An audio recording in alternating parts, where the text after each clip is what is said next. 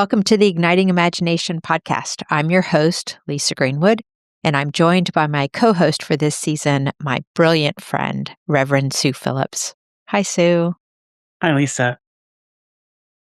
This season, we're exploring the big ideas sparked by Sue's recent essay, Religious Leaders as Technologists. It's available on our Wesleyan Impact Partners website, and truly, it is one of those rare pieces that is both deeply thoughtful and a fun read. You're definitely going to want to share it with colleagues and friends, and we hope you will. And more than anything, we want to spark fresh conversations, and Sue's work is already helping that to happen. Today, we're joined by TeRay Esquibel, the co-founder of Ednium, a nonprofit that partners with public school alumni in Denver to change the way cities educate and reinvest in their homegrown talent. And he's the executive director of Purpose Commons, which brings together social scientists, policymakers, nonprofits, and young people to cultivate purpose in meaningful and measurable ways. TeRay is a social entrepreneur who has spent his career designing community-rooted solutions, from adding financial literacy and ethnic studies to the graduation requirements of Denver public schools, to mobilizing millions of dollars to expand post-secondary opportunities.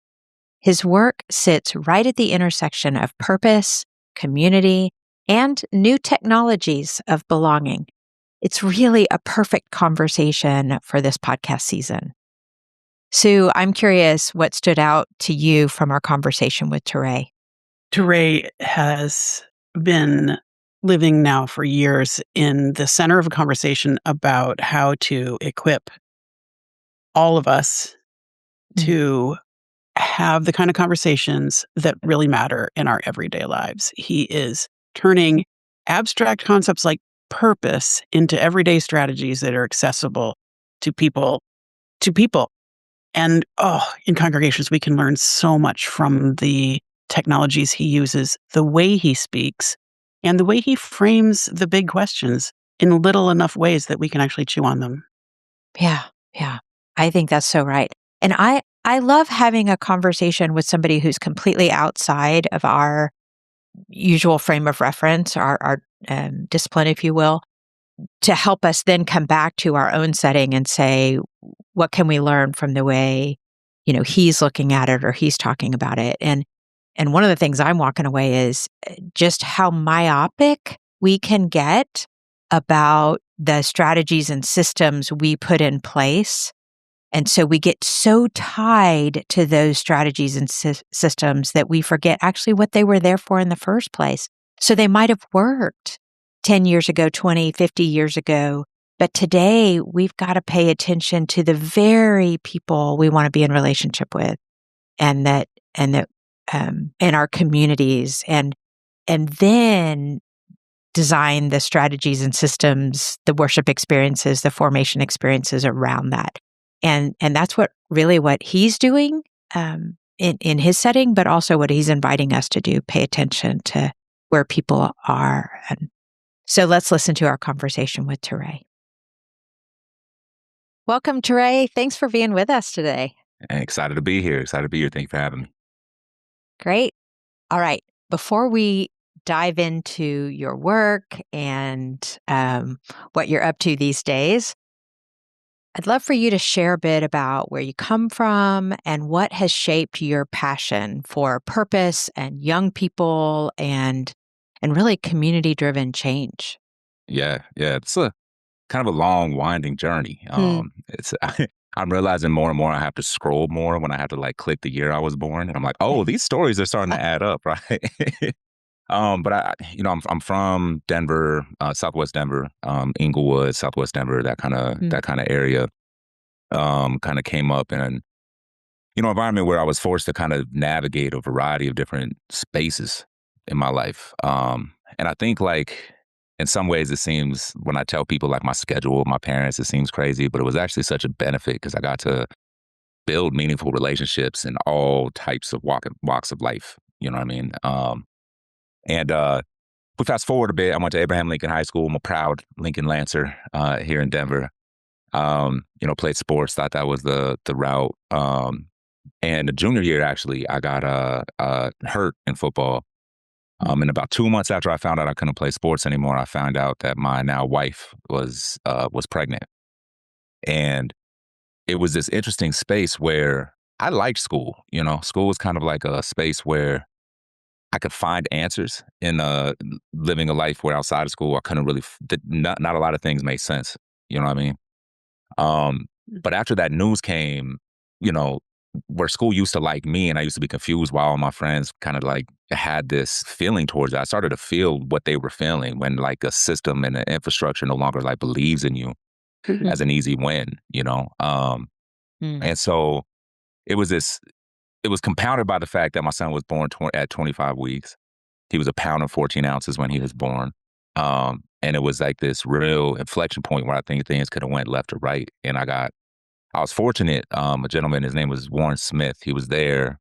Teen pregnancy was a thing at our school. He was there actually to like support young fathers. Mm. And he brought me into his office and he was like, "Yo, man, I heard at one point you wanted to go to Stanford. Like, I've never heard anybody around here like really have that as a legitimate aspiration before. What are you thinking?" And he just kind of gave me this like words of encouragement. You know what I mean? And he connected me with this internship through an organization called Denver Open Media that had gotten a grant to talk about teen parenthood at the time. And I ended up being the only person that finished this internship. And so like I had this like unique opportunity where the internship was like a mile away from the hospital where my son was in the NICU. And so I'd be able to I got this like real unique opportunity to process and learn storytelling and creativity and learn this new skill. And then would walk and like watch my son like grow in this incubator. It was crazy. And being the only one that finished it, I was able to create this media piece around, the experiences of being particularly a young minority father and the consequences that came with that and the ways by which doctors would address you and how this thing was kind of set up like from the jump for, telling you that you weren't going to be a part of this kid's life. And I won this award. I was able to bring my dad on. My dad was a teen father as well, like before me.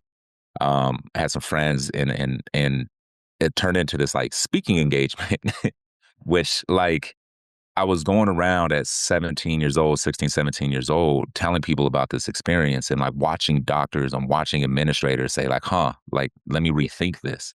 And it was like this moment where it like clicked for me was like, wow, okay, number one, all it takes is one person to say, hey, you're worth something, still.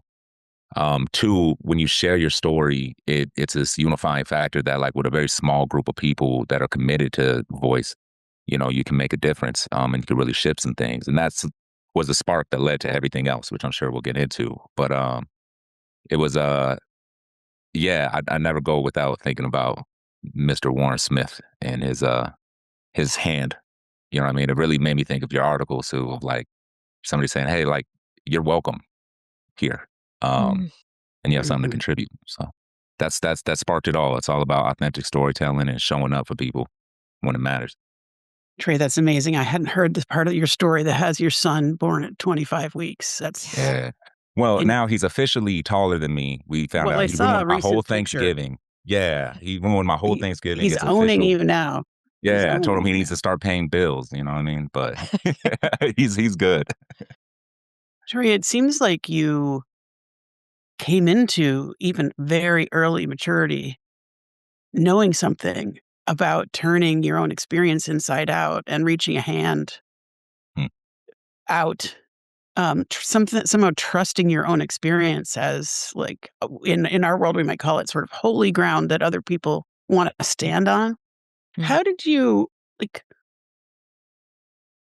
How did you know to do that, and what does that have to do you think with your leadership now as a means of leadership? Yeah. I don't know if I knew it. I think I think I come from a family of storytellers. Mm. I was thinking about my grandma's house. My grandma's house is real small, and my room was like right off the living room. And my dad used to always make me go to bed. He didn't care what was going on. My dad's methodology was like, I don't care what anybody else is doing. What are you supposed to be doing? You know what I mean? And so, I'd have to, even if people were over, I'd have to go in and lay down. And I didn't even have a door on my room. So I would just hear these adults just talking about everything all the time. And like, then I would hear it like referenced, and I would hear my dad like be at work and say like, my aunt said X, or he would pull from these different stories. So I think like inherently, like the way we connected was through story and just being around each other. You know what I mean? Um, and so like even maybe subconsciously I knew I just had this, I had an opportunity, and I had maybe the built-in skill set to start to tell a story, Mm. you know? Even if I didn't know what it was, or even if I didn't think it was worth anything, there was somebody else that came alongside me and said, nah, this matters. You know what I mean?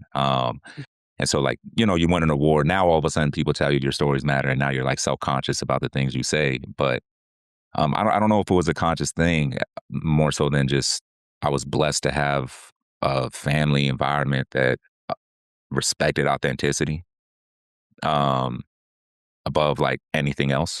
You know what I mean? And I had people that kind of lifted me up in that way. And I think in terms of my leadership, that's how I try to lead. If my method is, if it's real, it's right. Mm. And we can have a meaningful conversation, and we can move. Let's be transparent about the things that are hard, because that's usually where the unlock comes.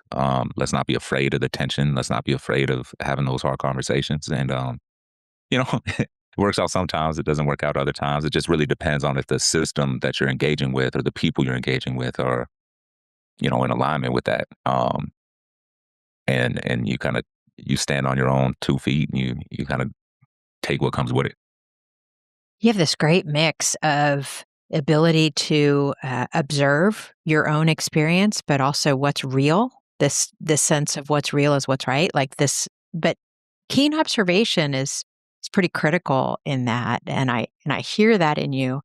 And you've developed this platform, if you will, be it on the shoulders of others, the your experience, and as you've noted, like your own skills. So observation, platform, and then you've really turned it into, then what do we do with it? What's the action? What's the next step? And it's a really lovely combo. I just want to say that. Appreciate that. And so one of the things you've done is you've really pushed Metro Denver public schools to imagine like new credentials essentially for high school students, and those credentials, the words you use is really to help them live choice-filled lives, Mhm. right? And so how did you move to that place? And how did you Yeah. discern that students needed new credentials and work with the schools? Can you talk about that a Yeah. little bit? Yeah, credentials is always this interesting word for me, and I'll get there. I don't know if we were trying to create new credentials as much as we were trying to recognize all credentials. I'll give you an example. So how we got there was when I had that internship. I was introduced to this whole world of like foundations and philanthropy and Mhm. nonprofits and that whole thing. So I remember being 17, 18, saying, you know what I want to do? Like, I want to run a foundation one day. Like, a foundation gave me a scholarship to go to college. Like, I could change somebody's life this way. So when I was like 25, I got this job that I really didn't have any business getting. In this, it was an organization called Root Ed. It since merged with another organization, but I got this opportunity to be the director of community empowerment, whatever that meant at the time. And the side story, I remember my very first day at Root Ed. I go into this community meeting in Montbello, and I have my little like jacket I got from the thrift store, my blazer. I'm feeling good. I got this new title, and I say, "Hey, everybody, my name is TeRay Esquibel. I'm the director of community empowerment." And a voice from across the table says, I hear her say, excuse my language, but she says, "Who's your young ass gonna empower?" That was my introduction. And Nice. it was fascinating because in that meeting we had they had asked for like a piece of data, a piece of information, and I had access to go do it. So, wrote it down, didn't think much of it, shot it their way. And the response from that same woman was like, "Hey, like no one's ever like responded to us in this way before. Like, let me take you out Mm. for coffee." And when we sat down, she said, look, I'm gonna be honest with you. What tends to happen is they send a young person that's from the community ahead to give all the bad news. Communities have a very long memory. Mm. And what historically has happened in both philanthropy and research, and we name your institution, they come in here with this grand idea, tell us we don't know what we need. And then so we all have to adjust. And then they leave the project kind of like halfway through, and we're kind of left holding the Mm. bag and the repercussions. Mm. And then everybody keeps talking about how our communities are downtrodden and we can't get our stuff together, right? And so expect an inherent pushback that is no fault of your own. It's because you're representing not even an organization, because the organization itself was new, but you're representing an idea that has brought harm to folks in a meaningful way. So like listen first, kind of a thing, and she's been a mentor that's wrapped her arm.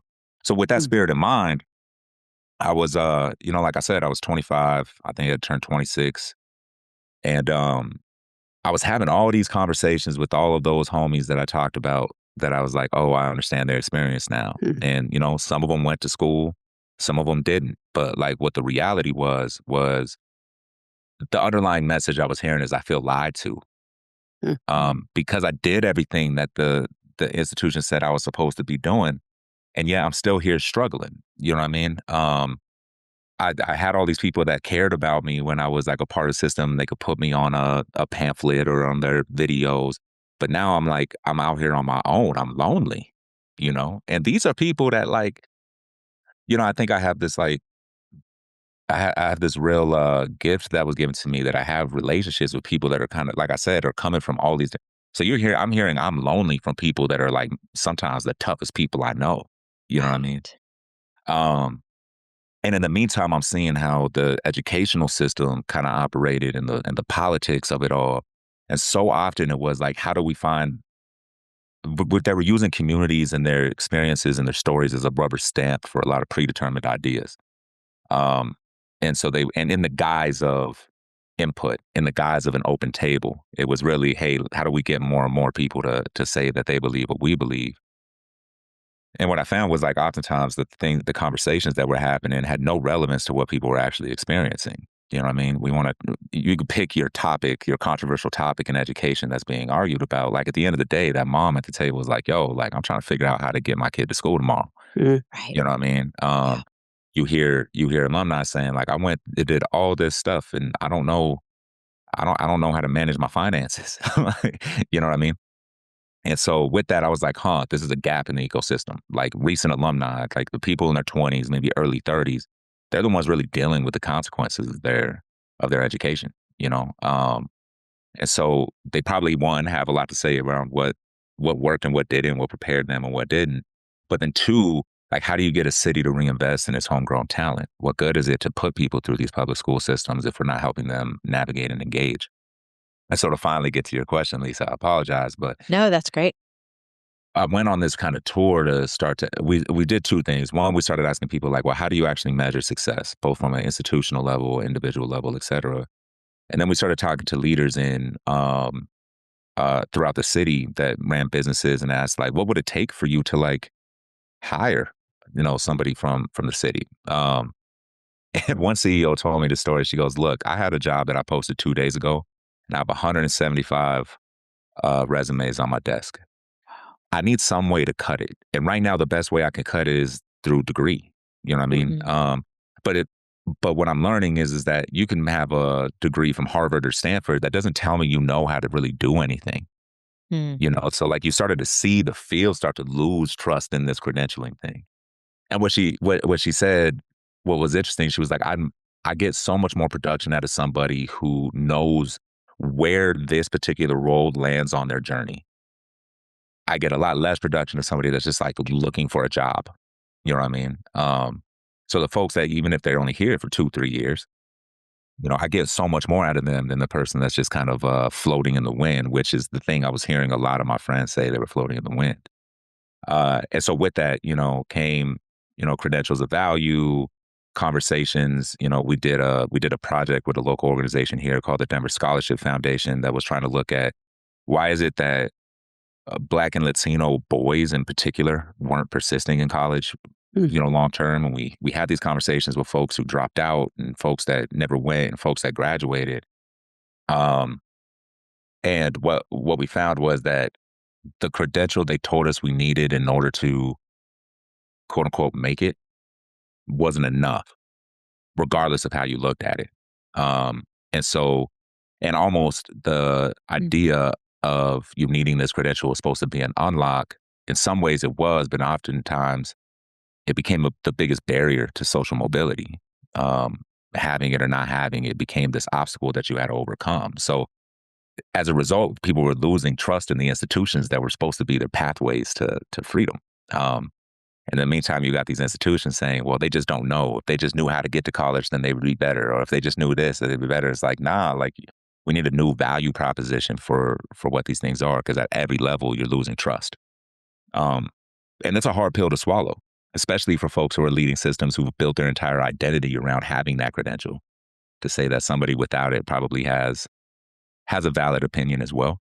And for all those reasons, it was more about there's all these different ways by which people can credential themselves that are going unrecognized, and we're missing out on talent. And we're like breaking down the fabric of what is keeping this whole thing together, and then wondering why kids don't want to listen. Like they're smarter than we give them credit for. You said it's kind of broadening and making a wider set of credentials valuable or acknowledged. And so I'm curious if there's an example or two that there's seen or that has worked.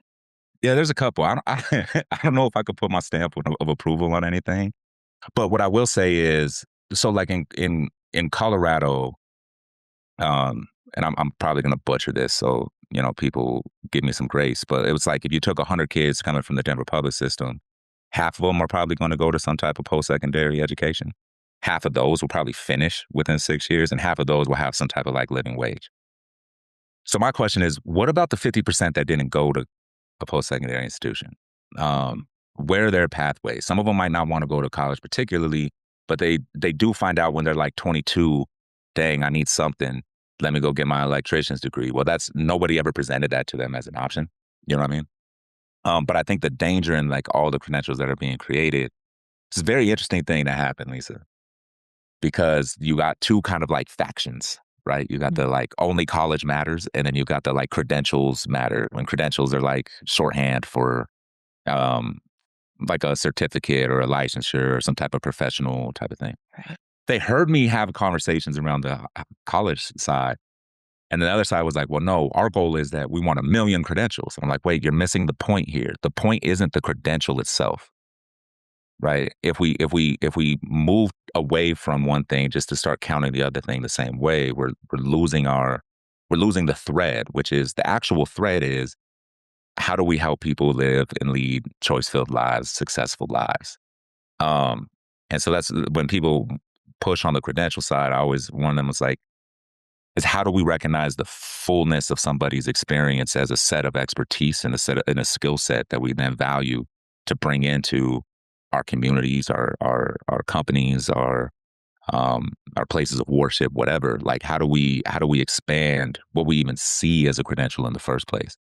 And hopefully, everyone gets an opportunity to talk to a Lisa and Sue, and they say, here's how I would say, based off of your stories, your credentials line up. You know what I mean?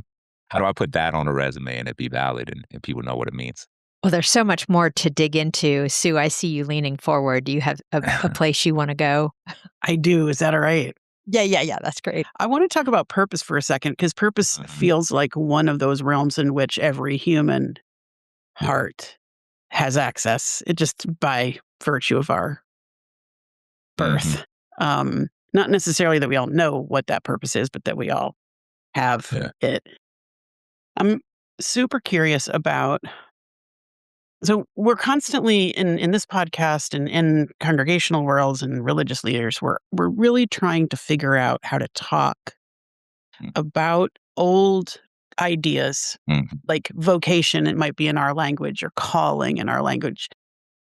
And deploying these old words and hefty concepts for new use. And purpose feels like a great way for us to learn about how to communicate about this kind of big moral concept that could be scary or intimidating, or could be seen off limits for some people. but issuing invitations about that in ways that people know that they can say yes to. So you're the executive director of Purpose Commons. Yep. You work in this world now of purpose. Why don't you first of all define what you mean by purpose so our Yeah. listeners know what the ground is we're standing on here. But then also just tell us, what have you learned about how to talk about something like this in ways that people understand? Sure. Yeah, we're still learning for sure. The working definition we're deriving off of is from Dr. Burrow and a lot of these researchers, which is purpose is a forward-looking life aim that organizes and prioritizes your thoughts and your actions. So it's not actually something that is like attainable almost, right? It is like, are you looking up? And so if we think about the analogy of walking down the street, instead of looking at your shoes that you're looking up, it almost matters less around like what you see when you look up, but more about the fact that you're looking up in and of itself. I think the second thing that how we define it, and shout out to my son because he helped me with this little phrase here, is that purpose is actually something that isn't obtained; it's maintained. It's something we're all born inherently with. We all have this ember of a purpose within us inherently, but whether or not it's maintained by the environments and the ecosystems and things around you makes all of the difference, right? And so one of the big things we're finding is that when you talk about purpose, I spent this year talking to youth serving organizations and youth themselves and funders and researchers, just trying to understand like how people engage with the word, like just organically and authentically. And you mentioned this, who like when people say purpose, it like freaks people out sometimes. Like it's one of two things: either I get really excited, Mm. or I get really like I fall back a little bit, and I don't want to have that. I don't want to have that conversation. Um, some youth told us, yeah, when somebody says, "What's your purpose?" It's like the new age. What do you want to be when you grow up? Like it's lost its luster. Mm. But the moment you say it's something to maintain, you can see visibly people's faces shift. Right? They become curious. What does it mean to maintain it? What it's just a new framing that we're really trying to help push forward, because we think it unlocks a lot of things at both the individual and the systems level. Um, you're no longer feeling like, oh, something's wrong with me because I don't know what my purpose is. Or if I can find my purpose, it's reasonable to think that somebody can give you your purpose or take it away. And therefore, maybe I cling really tightly to pick a political ideology, pick a school of thought, right? I can be too tied to my career, and my job title identifies who I am. And one of the big things that we found is that like the people that are actually the most susceptible, and this is just me talking based off of my observations, not any research per se, but the people that are most susceptible to the downfalls of the find your purpose narrative seem to be people who are working in quote unquote purposeful roles Hmm. in life. So like these executive directors that are leading youth serving organizations, potentially faith leaders, potentially, because they're kind of always seen as being the purposeful person, are they forgetting to water that plant, as they're watering everybody else's plant? They're afraid to go explore. They become defensive when their positionality is challenged, right? So that could bring us back to some of the conversations we had about the credentials, right? People clinging to that credential. It's like, no, we're what we're trying to do now, and what we're trying to invite people into is say there's collective wisdom on the ground around what maintains your purpose. We've all experienced it. We've felt a sense of purpose strongly before in our lives. Um, Now, back to credentials, like how do we connect that with what is seen as like valid knowledge in the world around, research and published articles, et cetera, to match the intuitive wisdom that folks have on the ground, and that like opens up their ability to say, hey, yeah, your lived experience is a source of expertise. Um, and we don't have the answers yet. Here's what we have so far.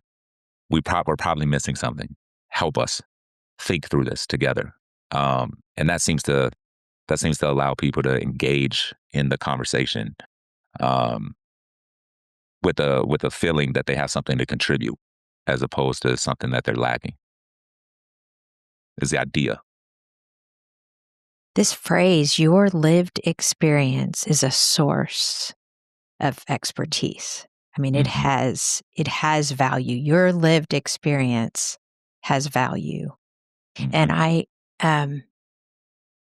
there's this interesting thing that's happening when you describe the disconnect between making the credentials the main thing, meaning the goal, the piece of paper, the stamp of approval, the whatever. Like, I'm hearing this conversation that happens sometimes where that feels like the telos, the end goal, the thing, and then you've acquired it, when actually there's a disconnect between that and what people are like. It doesn't fulfill the promise it Exactly. you assume it makes, right? And so, but the lived experience, what people and their ability to nurture, water their purpose or their meaning in life, right? That meaning making kind of piece or whatever, is the most important thing. Okay. So I'm restating that to see if I'm hearing it correctly, because I think this really speaks to where congregations are, because it's almost like we've made the thing, the goal, the whatever and whether that's like attendance at worship or, Yeah. check whatever the box is. And we've created systems around that thing, when actually helping people nurture and water and tend their purpose, their calling, that's actually the work. Yeah. And so how do we let go of the structures that we've put in place that no longer seem meaningful, and really design, if you will, around this tending of purpose or calling or meaning? And so I guess, one, I'm wondering if I'm seeing that correctly, and two, if that resonates, then what are the things that then congregations, who you might just think of as little nonprofits in the world, faith-based, that what are some things they can do as they think about designing around tending, maintaining, watering that purpose? Absolutely. Yeah, the thing that struck me, like you said it 100%, it's resonating. Because the thing that struck me as I was preparing for this, so I read your piece and I listened to the podcast you're on, I was like, whoa, the parallels here to education and academia, like it's so crazy. And what that makes me think is that this is all just a part of the human condition, right? Like, what do we measure as success? How do we not mistake like outputs for outcomes, regardless of the thing it is that we're trying to create? And I think, I don't know, I wouldn't claim to have the answers, but my hunch is, and like kind of where I'm knocking at the door right now on my side of things is, first off, like go to the people, go to the people you're trying to reach. You know what I'm saying? Like, and just like truly listen to what it is that they need right now. Not even in the context of like, how do I get you into this thing I want you to be involved in, but simply like, what's life like right now? Like what are you struggling with for real? Like, how do you build a meaningful, honest relationship? And expecting to hear some things that, are gonna challenge you in ways that you might not be expecting. I think number one is like, go talk to the people you're trying to serve. Period. I think the second thing that kind of holds us up a lot of times, and I can imagine this is true in faith-based communities, is like it's a lot of work to get a particular status, right? Like I did all the things I was supposed to do to like hold this status, in the same way that a PhD says like, yo, I did all of the work to get the PhD. That has to account for something. You know what I mean? And I think like inherently it's a challenge to our own identity as leaders in these spaces. When we say we have to open up what leadership might look like, if the same systems and structures that put me in a position where I'm comfortable and I'm confident, I have to be the one to tear those things down. Yeah. What pieces of me am I tearing down? You know what I mean? And Oh my gosh, you're speaking to us all right now. Yeah. Yeah. In the and church. it's tough. I even think about it as a parent. As my son gets older, he's 15 now, and it's like, all right, like I'm no longer cool like I was before. I'm no longer as funny as I was. If I really want to serve him and do what he needs, I have to like let go of this idea that I know, and instead go on a journey with him and try some stuff and be transparent about where we don't know. Um, but yeah, I think start with talking to the people to figure out how do you actually serve them. What does it mean to serve them? That might mean they need blue socks today. Cool. Like I'm not here to determine what you need. I would say that like, and actually the woman that kind of called me out back in the day, she's the one that gave me the game that, things move at the speed of trust. Mm. And so if you can't, flipping the dynamic, is my advice as a place to start, and then where to go from there. I don't know. Yeah. I'm going to pick up on that, if I may. Yeah. One of the through lines I hear in your stories and your leadership is that it feels like an essential part of empowering other leaders is to affirm over and over and over again that their lived experience is all the data they need to lead from. Hmm.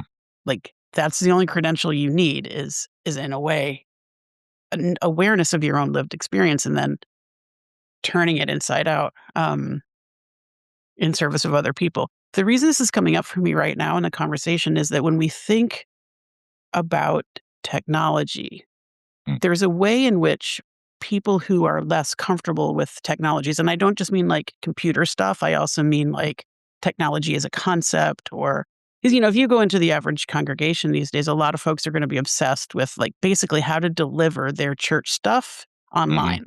It was kind of a relatively simple understanding of what technology and what the Venn diagram of technology in church is. It's hard, and I've tried to do this really unsuccessfully in a lot of ways to say, however you feel about technologies, ambivalent, excited, you're a big time user, you're a new user, use your individual experience to create something out of that for other people around you. Because almost every human is somehow dealing with technology. So all of that is a really big wind up to ask you. Trusting one's own experience enough to actually design stuff around it. Can you It's just hard. say something to our leaders about how to trust whatever it is, whatever it isn't? Yeah. What do you say to folks who are like, I don't know enough, or I'm not tech enough? What do you do? I'd say that's an interesting question. It's interesting to me because I was fortunate enough. We did like our year end like review, and honestly, like the feedback I got was TeRay, trust yourself more, Mhm. right? So like you're gonna feel that way, and it's gonna be a continuous process. You're never like fully into, so that's cool. Don't let that stop you, Mm. and know that like you're never gonna have it all figured out. I think number one, but I think two is the other side of like I would actually maybe say your lived experience is enough for you to get started. It's not enough for you to be able to build something that's of value for other folks. And I'd say leverage that lived expertise to connect and engage with other folks' lived expertise. And if you can be confident enough in that you're worthy with what you have, it's a lot easier for you to identify where there's pain points or there's, you may be lacking and to engage somebody that fills and complements you, you know. But if we can't be honest with ourselves because we lack a sense of confidence around what we bring to the table to start off with, we're going to be defensive when we're challenged. And so, yeah, I'd say know enough that it's enough to get you started and you're always going to be working at it. Yeah. That feels so central to this whole piece, TeRay. Like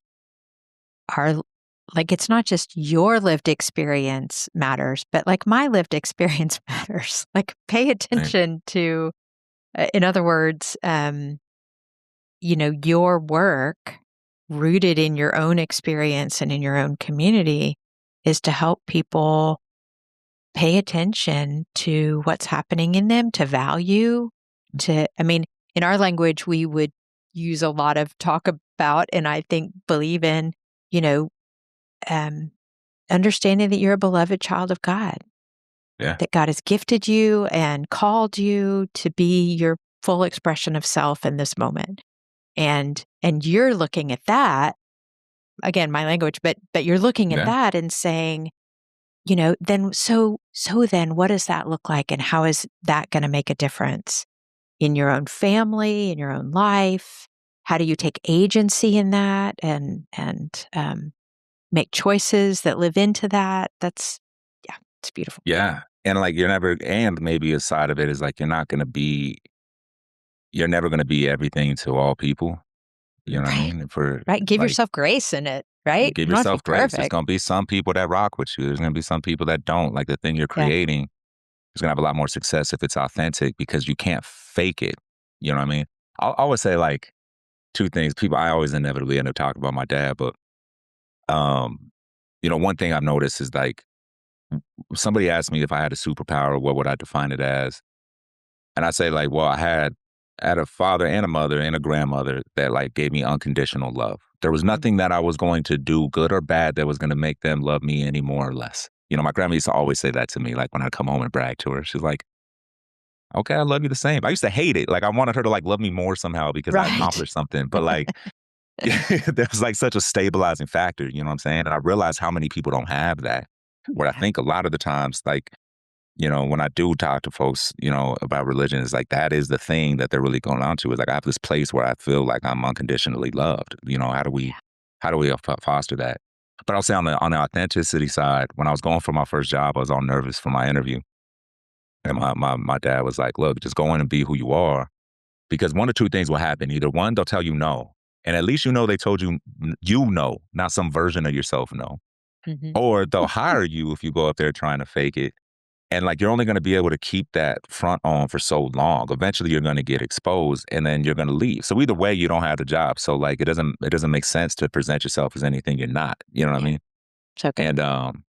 And so I think I think part of that trying to be self-aware of who you are and what you bring to the table, even though it will change and evolve, um, people can smell whether or not you're being honest with them, Mm. you know?